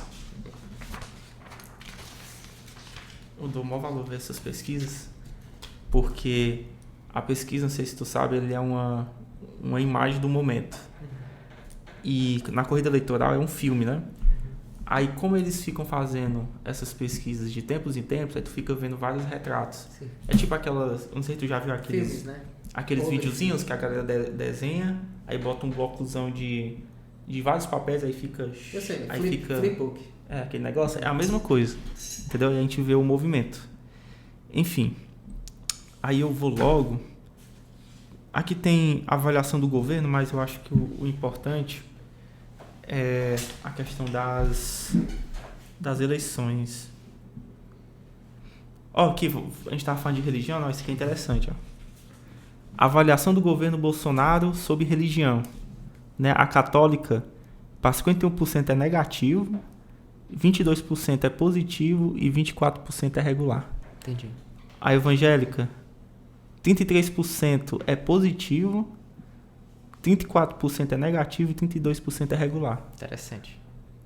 É engraçado, né? O povo evangélico fecha mais com o Bolsonaro do que o católico. Mas é porque você tem que entender, e o nosso ouvinte ele tem que entender que a religião católica ela é baseada em duas grandes linhas. As linhas ortodoxas e as linhas popularmente conhecidas como não ortodoxas. O que é uma religião católica não ortodoxa? Uma pessoa que frequenta uma religião afro, por exemplo, que ela em algumas pesquisas é enquadrada como religião católica, exatamente pela miscigenação cultural do catolicismo com as entidades, né, afros, enfim. Então, quando você tem essa mistura, você vai ter pessoas que vão ter ali um estilo de vida e uma defesa social mais ligada a questões sociais, como a própria esquerda, com questões, por exemplo, de diversidade de gênero. E esses temas, eles não são interessantes para a população de direita, para o público evangélico, entendeu? Então, muitas vezes, o católico, ele não é aquele católico ortodoxo que vai ter uma linha mais tradicional ali de João Paulo II, né? Mais uma linha tradicional de Ratzinger, né? Que são os papas antigos antes de Papa Francisco, que tinham uma linha conservadora de direita muito, muito forte. Então, esses católicos, ligados a uma ortodoxia mais firme do Vaticano, eles vão ter um posicionamento mais inclinado ali para as questões da CCB, né? Questões ali da Convenção Carismática do Brasil, que é uma vertente um pouco mais de direita. Já outras linhas, de repente aí as linhas carismáticas, né, vão ter uma perspectiva muito mais ali revolucionária, uma perspectiva mais ali de progressismo, né, de progressividade, visando as linhas progressistas, vai ter uma visão de esquerda. Normalmente é assim. Já a linha evangélica não tem essa divisão, entendeu? Você tem ali, claro, alguns evangélicos de esquerda, mas são mínimos. Mais interessante, né? É muito interessante isso. A evangélica tá mais fechado com o Bolsonaro. Sim. Enfim. Essa aqui eu acho que é estimulada, não é a espontânea. Uhum. Ah, não, tá aqui. Espontânea, o que é a espontânea? Espontânea é, por exemplo, eu te pergunto, eu não falo o nome, aí tu já tem aquele nome na tua cabeça. Por exemplo, eu chego pra ti e pergunto, em quem você vai votar? Certo. Aí o cara fala assim, Ciro, Certo. Bolsonaro, Lula. Essa é espontânea. Estimulada não, estimulada... Nessa lista aqui, né? Tu dá os nomes, ó. Desses candidatos, Lula, Bolsonaro, Ciro, Simone Tebet, Pablo Marçal, Sim, Pablo Marçal, Janones, sei lá, Cabo Daciolo, qual desses você vai querer votar? Aí essa é a diferença da espontânea para a estimulada. Certo. Na espontânea, olha interessante. O Lula tem 32%, o Bolsonaro tem 20% e o Ciro Gomes só tem 1%. E o branco e nulo tem 2%. E a diferença do Bolsonaro pro Lula é de 12 pontos. Sim. Isso na espontânea, né? Sim. Aí tá, deixa eu ver aqui se tem a estimulada, que deve ter. Né? Tá aqui a estimulada. Olha que interessante. O Lula tem 43%, o Bolsonaro tem 30%, o Ciro tem 7% e o André Janones tem 2%. O Pablo Marçal tem 1%. Só. Com 43%, eu acho que o Lula ganha no primeiro turno. Ganha no primeiro turno. Exatamente. Agora tem que ver se esse movimento ainda vai continuar. Por enquanto está estagnado, né?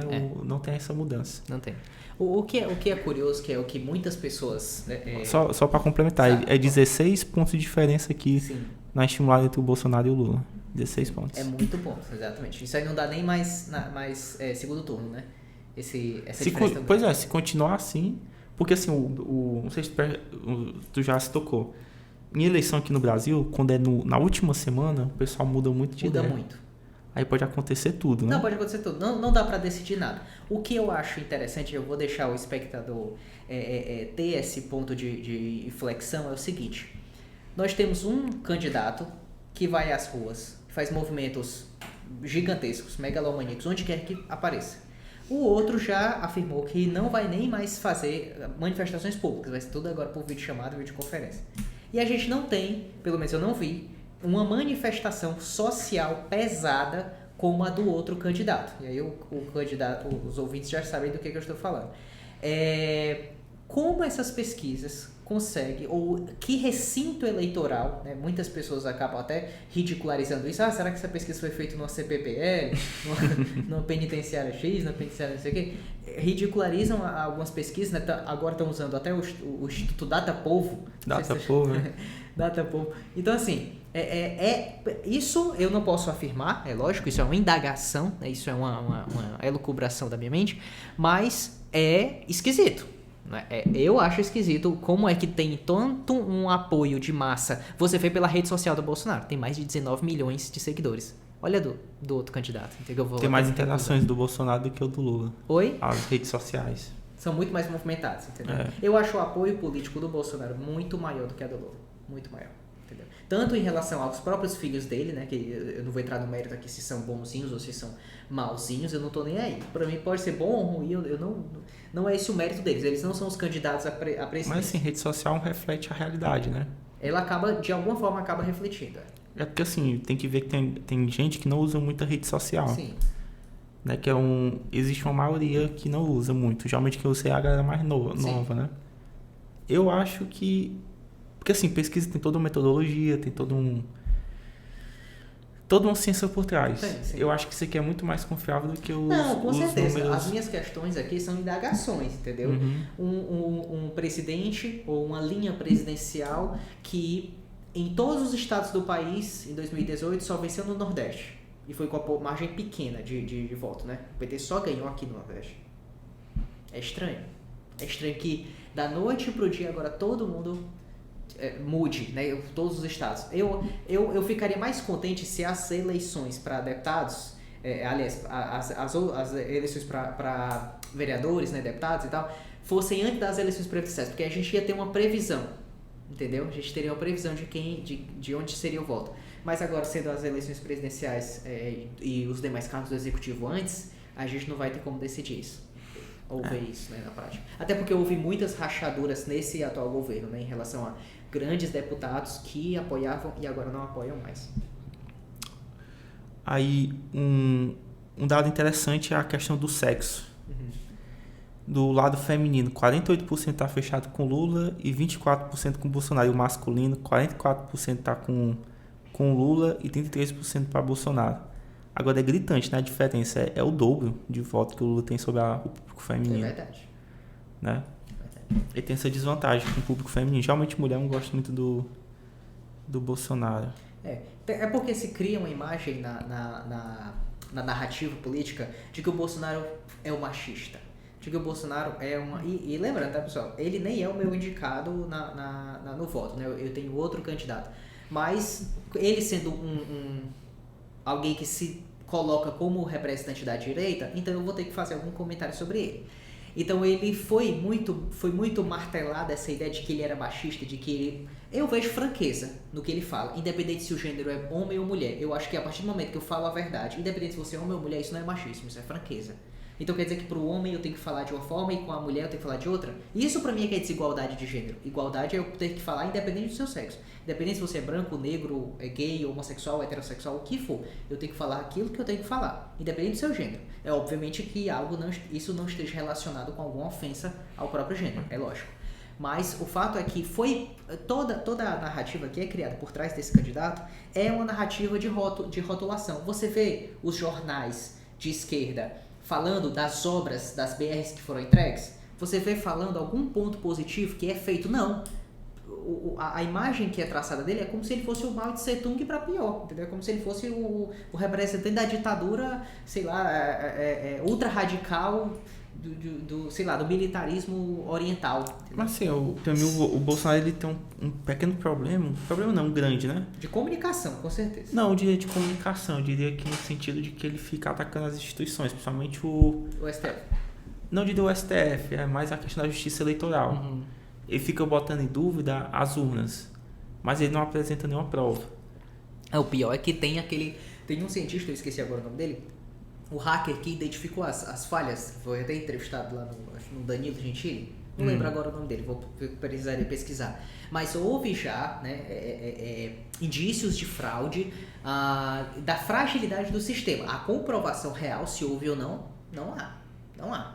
Mas que assim, eu acredito muito mais num drible intelectual, num drible ali de ideias para que se tire o foco da coisa. Entendeu? Por exemplo, eu já trabalhei eleição e eu acho bastante confiável, porque a urna ela não é ligada na internet, né?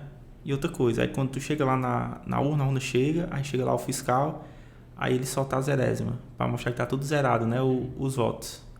Aí beleza. Aí depois disso, quando termina a eleição, ele solta o BU, né, a boca de urna. Aí pega aquele papelzinho. Eu trabalhei nas eleições municipais, eu achei até interessante. Aí cada advogado fica numa região eleitoral, né? Aí pega as BUs, leva lá pra sede do partido, né? Aí eles colocam na planilha para saber quem foi que ganhou. Ele sabe primeiro do que o próprio TSE. Sim. E quando sai o resultado é igual ao que eles calcularam lá na planilha do Excel. Entendi. Entendeu? Eu acho muito difícil de fraudar, porque não é conectado na internet. Se tu fizer isso, tu vai ter que ter um esquema muito grande. Tem que ter um esquema muito grande. E outra coisa, porque lá tem uma fiscalização dos próprios partidos. Sim. Tudo olhando. Eu acho que isso aí pra mim é... Pode ser uma jogada, né? Não é que é algo que não possa existir. Se a gente sabe, né, que sistemas bancários do Banco Central do Brasil, sei lá, bancos internacionais já foram fraudados, por que uma urna não pode ser fraudada? entendeu? Todo sistema codificado e programável é fraudável, isso é um fato. Concordo. Mas é claro que eu não posso levantar algo que nem sequer aconteceu. Mas, que pode sim, ser fraudado? Pode, qualquer coisa pode ser. Eu acho que desse hack que tu falou é porque existe alguma fragilidade do sistema que foi corrigida, porque eles possível. soltam alguns testes, né? Eu acho que toda eleição ele tem um período de teste para os partidos ficarem testando lá a urna. Sim. E até hoje, segundo a imprensa, né, segundo essa galera, diz que não foi identificado fraude, entendeu? Aí fala assim, a gente tem que fazer o voto impresso, sei o que lá. Eu acho engraçado que tem um vídeo do Valdemar Costa Neto, que é o presidente do PL, que é o partido que o Bolsonaro tá. Aí ele fala o seguinte, se a gente for colocar o voto impresso, vai sempre existir aquele espírito de porco, ele fala desse jeito, espírito de porco, que vai chegar assim, eu votei aqui no Bolsonaro, mas saiu o Lula. Ou seja, o cara vota de propósito no Lula, aí sai o voto do Lula, mas ele disse que votou no Bolsonaro, mas saiu do Lula, entendeu? Possível. Aí sempre aparece essa galera pra ficar fazendo confusão no dia da eleição. É possível. Entendeu? Eu acho muito provável acontecer, que sempre tem. É possível. Eu já trabalhei como fiscal de muitas eleições, já fui muito advogado de várias eleições, tanto eleições da UAB quanto eleições aí ligadas aí, aliás, as eleições tanto para presidente quanto eleições para governadores, né, e de prefeitos, enfim. E o fato é que muitas vezes essas situações acontecem para desviar o foco de fato do que importa. O que tem que ser colocado em pauta também é a saúde mental. Entendeu? Se o Lula ganhar ou o Bolsonaro ganhar, tudo vai continuar como está, gente. Tudo vai continuar como está. Vai ser algumas outras pautas, vão ser acrescidas ou vai... Eu não acredito que o Lula... Agora sim, que ele faz um suicídio eleitoral é inegável, né? Dizer que vai regular a mídia, que vai regular as igrejas, que vai colocar os militares no seu devido lugar, que vai regular o PIX. Pelo amor de Deus, né? É o caminho contrário da evolução. Ele se suicida até o Não, até mas, o próprio... mas sobre a regulação da mídia, dependendo do projeto, eu sou a favor. Como é que é o projeto dele? Qual que é a ideia? Assim, ele não soltou o projeto, ele só falou, depende do projeto. Eu tenho que ver o projeto para ver se eu sou a favor e contra. Entendi. Por que eu sou a tu favor de uma critica? regulação? Tá. Pronto, um exemplo, Lava Jato. A Lava Jato naquela época que saiu, eu apoiava, né? Hoje em dia eu não apoio porque o que saiu mostra que o Moro, ele nada mais que usou ele pegou o Código de Processo Civil e praticamente fez um código russo, né? Que o pessoal gosta de ficar tirando onda. Ou seja, ele não deu direito à defesa, ele abusou, acho que, do papel de juiz. Enfim, ele julgou de uma forma que eu acho que não foi correta. Tu acha que o Lula é inocente? Eu não diria que ele é... Não, eu não duvido que ele não seja inocente, entendeu? Mas mesmo aquelas pessoas que são culpadas, eu acho que elas merecem o devido processo legal. Merecem, mas uma pessoa que é julgada na primeira instância por um juiz, depois da sentença confirmada num tribunal, todo mundo foi comprado? Pois é. Mas Entendeu? mas chegou no STF, o STF considerou que... Porque foi escolhido pelo próprio Lula. Os ministros do STF foram escolhidos pelos próprios Lula, isso está na Constituição. O presidente, com a aprovação do Senado, ele escolhe os ministros do STF. Então, assim, isso não é suspeição? Eu fico me perguntando o critério de entrada nesse cargo, entendeu? Como é que eu vou escolher alguém que vai me julgar no futuro? Para mim, tinha que ter concurso para STF. Não, eu acho que o STF não... Eu acho que é um tribunal totalmente sui generis que... Não, que, pra mim não era para ser concurso. Eu acho que esses tribunais superiores... Talvez meritocracia dos próprios juízes de TRF. Não, mas não escolhido pelo um presidente. Não, eu acho que era para ser o seguinte. Eu acho que era para... Nesses negócios, eu acho que era para ser tipo uma eleição. Botava os requisitos. Você tem... Se for advogado, você tem que ter mais de 20 anos de prática jurídica, né? Bota aí 20 anos. E tem que ter alguma prova, tem que ter alguma coisa que saiba se a pessoa realmente sabe. Não, porque ali é um tribunal político, né? E essa é a tristeza nacional. Porque assim, quem faz as decisões são os assessores dele. Quem sabe da lei mesmo são os assessores. Eles não sabem essas coisas. É uma questão política. E o cara que está no cargo desse tem que ter uma cabeça muito boa. Sim. Porque ele está mexendo com muitos interesses, sim, entendeu? Eu acho que era para ser uma votação. Por exemplo, o presidente da República dá um nome. O presidente da Câmara dá um nome. O presidente do Senado dá um nome. A OAB dá um nome. O Ministério Público dá um nome. Sim. Aí... O Congresso elege, por exemplo, tem esses nomes, né? Cada um vota no nome que quer e dá tipo um mandato. É possível. Um mandato eu acho que um mandato razoável é de 5 anos. Sim. O cara fica 5 anos e fica renovando. Sabe o que eu sou muito contra? Eu acho que era para ser um mandato. Tanto ao legislativo quanto ao executivo, ao judiciário. é exatamente o alto salário, entendeu? Eu acho que o super salário é um mal para a sociedade. Mas é porque vai evitar, que esse é o argumento. Mas isso evita que haja corrupção. Isso é uma mentira, isso é um mito. Então eu acredito que o salário tinha que ser o teto do RGPS. O salário de um deputado, de um senador, de um vereador, de um prefeito, de um presidente tinha que ser no máximo, quanto é que tá o teto hoje? 5 mil e pouco? 4 mil e pouco? Uhum. Não, dá 6 mil. Não, dá mais de 7 mil. Dá mais o teto do RGPS, né? Pronto, ótimo. Então, esses deveriam ser o salário máximo, acompanhar o RGPS, porque isso é justiça. Isso seria justiça. Além disso, você não ter nenhum tipo dessas regalias. Auxílio paletó, auxílio gasolina, auxílio viagens, cartão presidencial. Isso aí, pra mim, tudo não deveria existir. Na Suécia que é assim, né? Que lá se ganha como se fosse um salário mínimo e tem deputado que vai de bicicleta. Não, mas assim, a Suécia é um país desenvolvido, o Brasil não, né? Pois mas aí isso deveria ser inversamente proporcional? Quanto menos desenvolvido, maior o pagamento de salário? Não é assim que é a lógica. É porque assim, o deputado precisa de um mínimo para poder atuar como parlamentar. Ele já tem a sua imunidade. Ele não precisa mais que isso. Mas ele precisa da questão financeira, né? Para fazer ir até a base dele, conversar com a base. Ele pode ter esses benefícios em relação às viagens, por exemplo, para que ele consiga articular nacionalmente os seus interesses, né? Agora, pagar isso e ainda ter toda uma imunidade por trás em relação às suas contas, em relação a quem ele escolhe, assessores, aí isso abre as margens para as rachadinhas, para orçamento secreto, para infinitas formas fraudulentas de se usar o dinheiro público. O Brasil, um dos problemas, eu acho que é a continentalidade desse país. Esse país é tão grande, tão grande, tão grande, que onde sai dinheiro, ninguém vai perceber. E daqui que o Ministério Público, um juiz, veja essa improbidade, ela já o quê? Prescreveu. Entendeu? De tão grande que é. O sistema, eu acredito que foi criado quando o Poder Constituinte originário criou a Constituição dos Deputados e Senadores, ele foi criado para a corrupção. O nosso Brasil, ele tem uma origem corrupta, né? Você tem aí a defraudação de índios e negros para que haja troca por terra, por mão de obra barata, mão de obra escrava, né? Até um vídeo do Porta dos Fundos que fala isso, né? Colonização.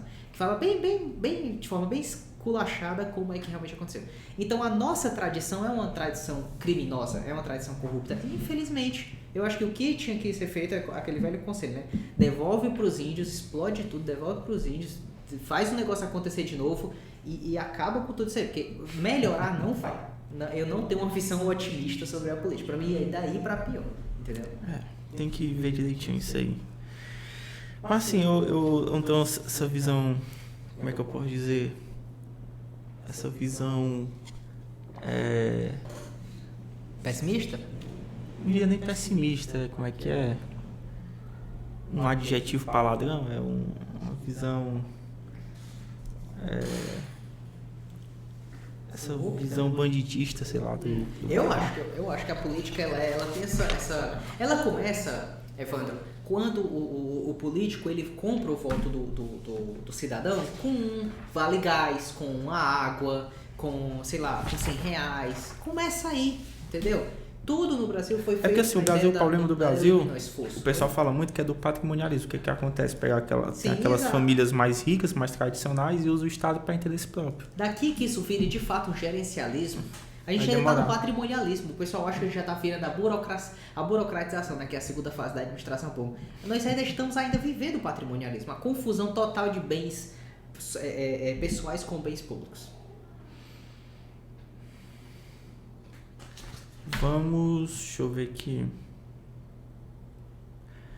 O que você tem mais medo? Voto no primeiro turno. 49%. Não, isso aqui é diferente. Deixa eu ver aqui. Os eleitores do Ciro. O que é que você tem mais medo? Agora eu tô entendendo. 49% disse que é a continuidade do Bolsonaro. 30% voto do PT. E 14% os dois. André Janones. 44% a quantidade do Bolsonaro, 43% a volta do PT e 10% os dois. Simone Tebet, 40%, 22%, 27%. É interessante. Só te cortando. O problema desse tipo de pesquisa enviesada é porque as duas é uma escolha, é aquela velha falsa dicotomia, né? Ele te coloca duas coisas ruins e tu tem que escolher a pior, ou a menos pior. Pronto, aqui, ó. O que você tem mais medo? 52% diz que é a continuidade de Bolsonaro. Aí, 35% a volta do PT. Ou seja, você coloca as duas coisas como se fossem totalmente ruins, entendeu? Então, assim, não tem uma coisa boa. Não tem uma coisa que... Eu tô entendendo, tipo, fica induzindo o que a pessoa quer. Tô entendendo. É uma espécie de manipulação, entendeu? Por isso que eu sou muito pé atrás em pesquisa, porque a forma como você pergunta uma coisa, você pode querer uma conclusão diferente. Vou dar um exemplo. Eu quero saber se você é uma pessoa que acorda cedo. De repente eu pergunto se a pessoa dorme cedo. Eu não preciso perguntar se ela acorda cedo. Você dorme cedo? Porque se eu sei que ela dorme cedo, eu sei que ela vai acordar cedo, que ela pode ser uma pessoa comprometida. Vamos supor, eu quero saber, numa entrevista de emprego, se aquela pessoa ela é focada no trabalho. Eu posso dizer, você usa muitas redes sociais? Eu não preciso perguntar diretamente se ela é focada no trabalho, entendeu? Posso tirar uma conclusão pela resposta da pessoa. Agora, rejeição. Olha que interessante. O Bolsonaro está com 60% de rejeição, o Ciro com 52% de rejeição e o Lula com 40% de rejeição. Quem tem a menor rejeição dos três mais competitivos é o Lula. Porque quanto menor a rejeição, melhor, né, para o candidato. Quanto é que tá o Lula? O Lula está 40% a rejeição. Entendi. O Bolsonaro está 60%. Ou seja, 40% de rejeição. Então ele pode conseguir até 60% de voto. Sim, é verdade. E agora só interessante. Como é que tá a cabeça do eleitor do Lula depois de se aliançar com o cara que mais... O Alckmin, né? Que mais falou mal, que mais negou qualquer tipo de aliança política. Então, assim, você vê que de todas... Acho que uma pessoa com um neurônio apenas no cérebro, ela vai ter minimamente o bom senso de que... Eu acho que não precisa nem 2 neurônios, não. Acho que só um ela consegue raciocinar minimamente que é só pelo poder. Não tem ideologia, não existe mais ideologia. O próprio Júlio César, aquele nosso professor de história, né, aquele intelectual que nós tínhamos, ele falava, tudo é só pelo poder, tudo é só pelo poder. Pelo menos o Bolsonaro ou o Pablo Marçal, eles têm uma ideologia por trás, eles têm alguma coisa sobre Deus, sobre se eles usam isso para benefício próprio ou não, problema deles. Mas pelo menos existe alguma visão principiológica de família, de alguma coisa, os outros não. Meu irmão, se for para aliançar, fazer um pacto com Satanás... Esse pessoal vai fazer, porque eles fazem com os inimigos, cara. Olha como o grau de sociopatia que a gente chegou. Eu também fiquei surpreso quando eu vi o Lula chamando o Alckmin, né, pra ser vice. Isso é absurdo, é assim, meu Deus. Quem diria, né, os dois inimigos. Quem diria, cara. Agora esse aqui... Agora, no dia que o Bolsonaro chamar o Ciro pra poder pedir os votos do segundo turno, aí não, aí eu arrumo minhas malas, aí, né? Acabou o país, né? Não, aí eu vou me jogar do alface, né, porque não faz sentido. Principais problemas do Brasil hoje. Qual o principal problema? Para 44% é a economia. Para 15% é a saúde. Para 11% é a corrupção. Para 8% é a violência. E 9% outros. Ou seja, segundo a pesquisa, 44% diz que o problema é a economia hoje em dia. Interessante. A pauta dessa eleição vai ser economia. Vai sim. E é muito interessante, fica em casa, né? A economia a gente vê depois. Aí quando tá a inflação lá em cima, que é uma inflação mundial, é importante que se diga isso, toda a matéria-prima mundialmente está ruim. Só que de quem é a culpa? É do Bolsonaro. Se a pirâmide de Gizé do Egito ela cai, de quem é a culpa? É do Bolsonaro. Se o satélite da SpaceX cai em cima da Casa Branca, de quem foi a culpa? Do Bolsonaro. Tudo a culpa é do Bolsonaro. Mesmo que o problema seja internacional, a colisão de Júpiter com Plutão, a culpa é do Bolsonaro. Aí ele destrincha, né? O principal problema, apenas fatores econômicos. Aí 23% diz que é a inflação, que é o principal problema econômico. 12% diz que é a crise econômica e 9% o desemprego. Ou seja, o que está pesando mais é a inflação. E o mais interessante é que na época da pandemia, quando todos aqueles escândalos que não vão dar em nada, né? De máquinas fantasma, respirador fantasma, desvio de dinheiro... Os municípios e os governadores só ganharam muito dinheiro, viu, nessa época da pandemia. Muito, demais. Foi o maior golpe histórico que foi dado em respeito a todas as milhares e milhões de pessoas que morreram, que ficaram sequeladas. Que ficaram aí com vários danos, né, em relação ao Covid. Mas eu acredito que foi o maior golpe histórico em toda a história dessa civilização humana, dessa espécie, foi a questão da pandemia. Por quê? Porque todos esses desvios de dinheiro federais, estaduais e municipais, o mínimo deles está sendo investigado, o mínimo. E o Nordeste foi o grupo de estados que mais desviou dinheiro na campanha.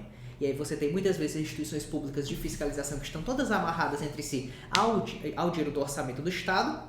E aí como é que elas vão investigar? Aí eu não sei, eu sei que teve umas histórias esquisitas, né, do governo do Estado do Ceará. Aí, questões sociais. Aí, para pesquisa, né? 8% diz que é fome e miséria, 2% diz que é pobreza, 1% diz que é desigualdade. Ou seja, o que está pesando mais no aspecto social é a fome e a miséria. Né? Na questão econômica, a inflação, né? Na questão social é a fome e a miséria. Aí, pandemia, né? A gente estava falando de pandemia. Nível de preocupação com a Covid. 12% está nada preocupado, 42% está pouco preocupado e 46% muito preocupado com a pandemia. Eu fico imaginando o repórter, o entrevistador, ou enfim, a pessoa do censo está fazendo essa pergunta, qual é o grau de percepção que ela tem do zero preocupado do pouco preocupado? Porque para mim isso é a mesma coisa, entendeu? Não dá nem para chegar numa conclusão, mas enfim. Gestão de Bolsonaro na pandemia, 63% diz que errou mais. 32% diz que acertou mais.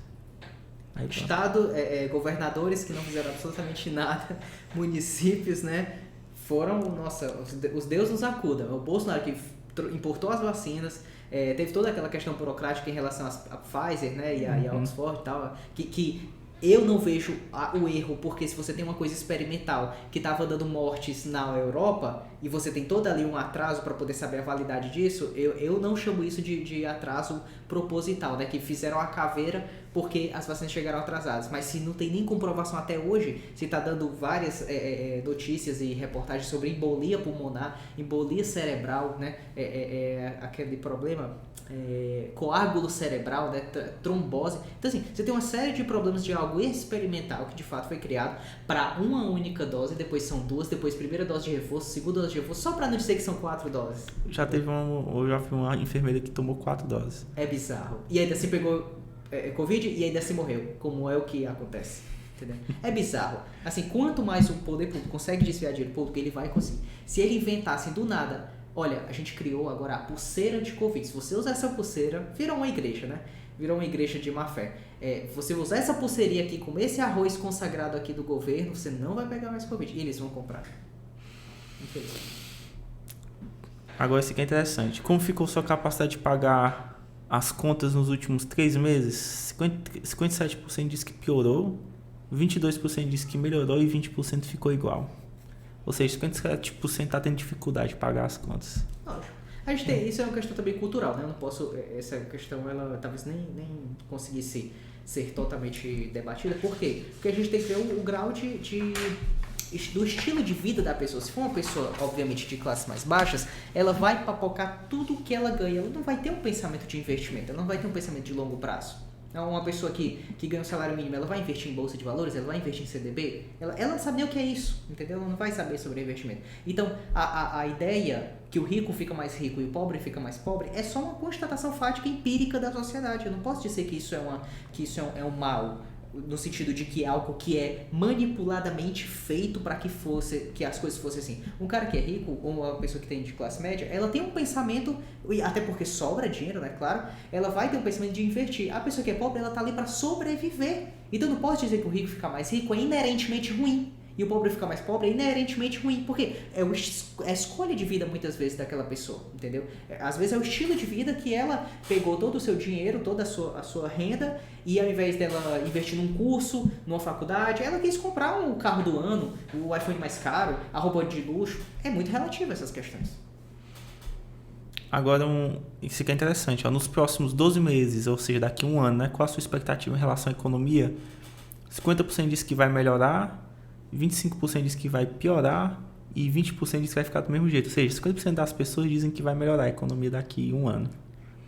Eu acredito que vai melhorar por conta da concorrência e das novas modalidades de emprego. A gente desenvolveu bastante a economia. Eu vejo de forma pessimista a economia. Politicamente eu não vejo de forma positiva.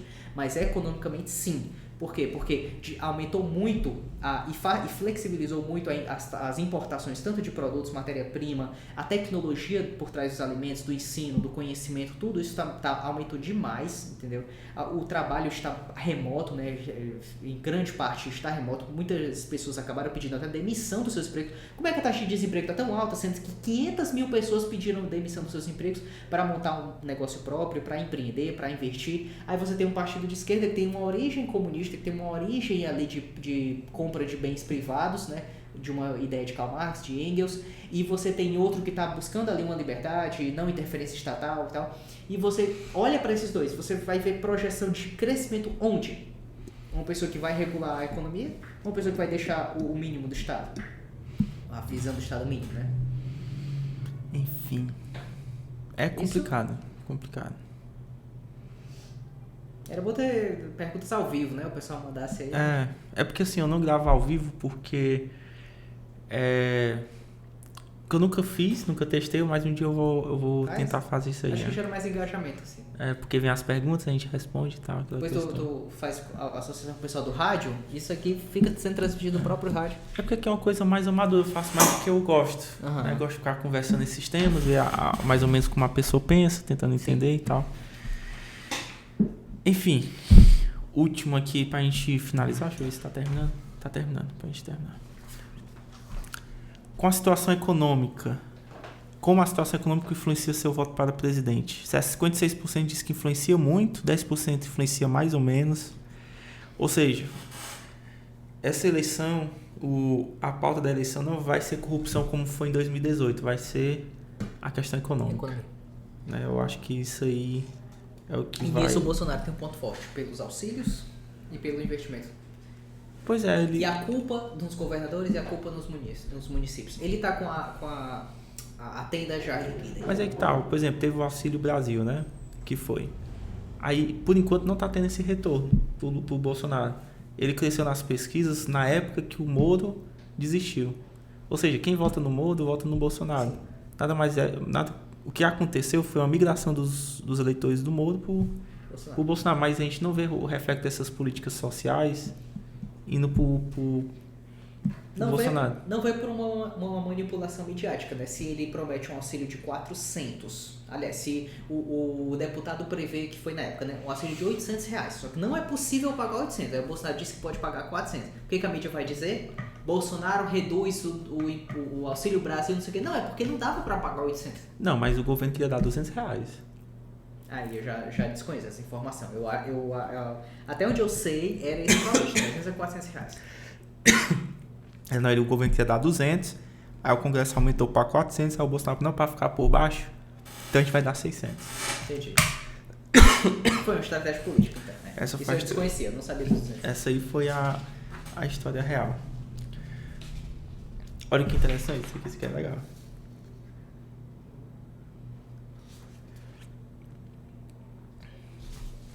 Cadê? Tá aqui. Você diria que Lula fez um governo positivo? 58% diz que sim. Lula fez um governo regular? 23%. Lula fez um governo negativo? 18%. Isso é bizarro, né? Isso é bizarro. Mais de 12 anos de saque, né? De saqueamento. É porque o que importa é a percepção da pessoa. Entendeu?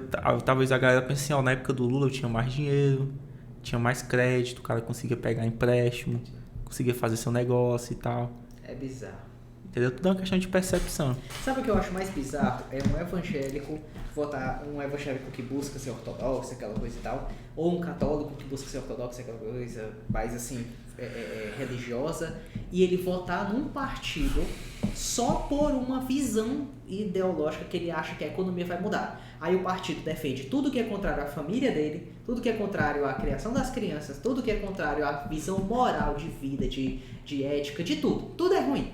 Só que a visão é econômica. Aí o evangélico, o católico, um religioso que tem que ter uma visão muito mais humana da sociedade, não só uma visão econômica, ele vai e vota nessa pessoa. Para mim, isso é um ateísmo.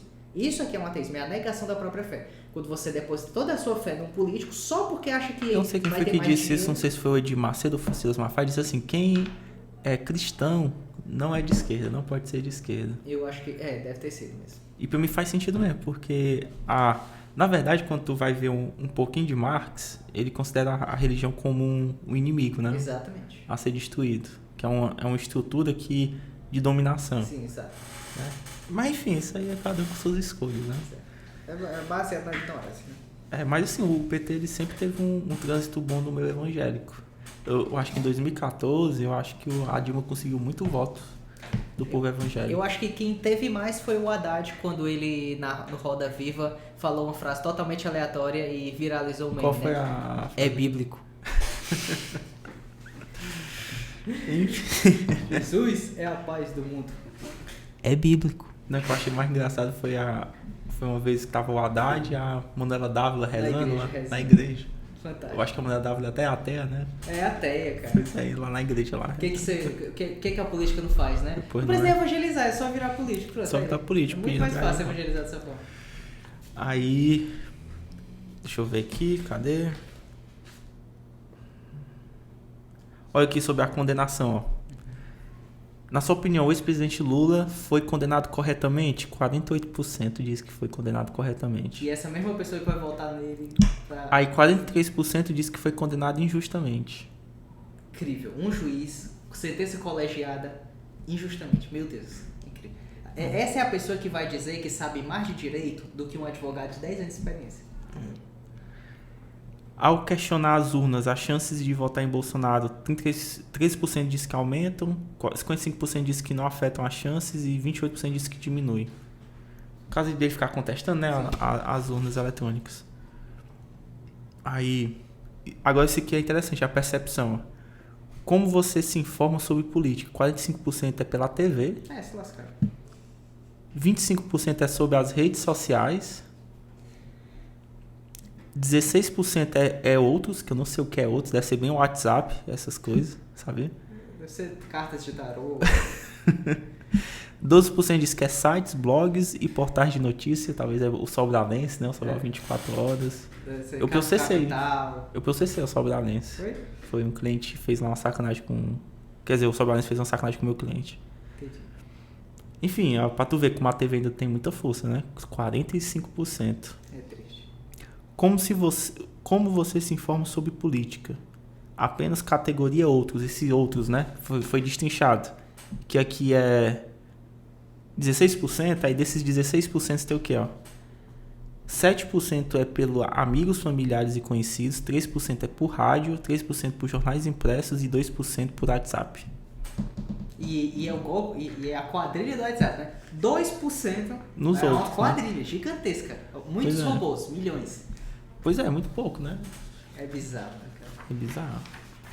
Pra tu ver, né? Os dados, né? Como é. A televisão, ela tem a capacidade de pegar até o que o Bolsonaro fizer. Tipo, vamos supor que o Bolsonaro pegue todo o orçamento da União, ou o Pablo Marçal, quem quer que seja de direita. É só pra esse ser de direita. O que as pessoas têm que entender é que não é o Bolsonaro em si. É a ideia. É a ideia. É a direita. É o conservadorismo. É essa visão de cada um fazendo o que quiser. E você não interferir na minha vida. Entendeu? Essa é a ideia. O fato de você não interferir na minha vida, isso incomoda a esquerda. Porque a esquerda quer ensinar a ideologia de gênero. Ela quer ensinar suas ideologias para que haja, assim, a total instalação do socialismo. O socialismo ele só pode ser instalado numa sociedade, né, como aconteceu na Venezuela, Argentina, buscou-se na Argentina, né, que agora tá esse caos aí. A gente tem um exemplo do nosso lado, cara. Do nosso lado, o que esses governos fizeram com esses países, entendeu? Onde a cúpula, de fato, o socialismo e o comunismo ele só funciona assim, para a população. Porque na cúpula vive-se o hipercapitalismo, né? Todos os luxos e, claro, a concentração toda do poder. O socialismo ele só é possível quando você compra, quando toda a sociedade compra a ideia. Porque se alguém não comprar, o que a gente faz? Fuzila, pelotão de fuzilamento, banimento, e foi o que aconteceu nos outros países. Como você se informa sobre política e idade? De 16 a 24 anos, 38% é pelas redes sociais, 28% pela TV e 21% por sites e blogs, né? Entre 25 a 34 anos, 34% redes sociais, 30% TV, 18% sites e blogs. 35 a 44 anos, 27% redes sociais, 41% TV. Ou seja, quanto mais velha a pessoa fica, mais é pela TV, que é o povo antigão, né? Essa galera mais nova...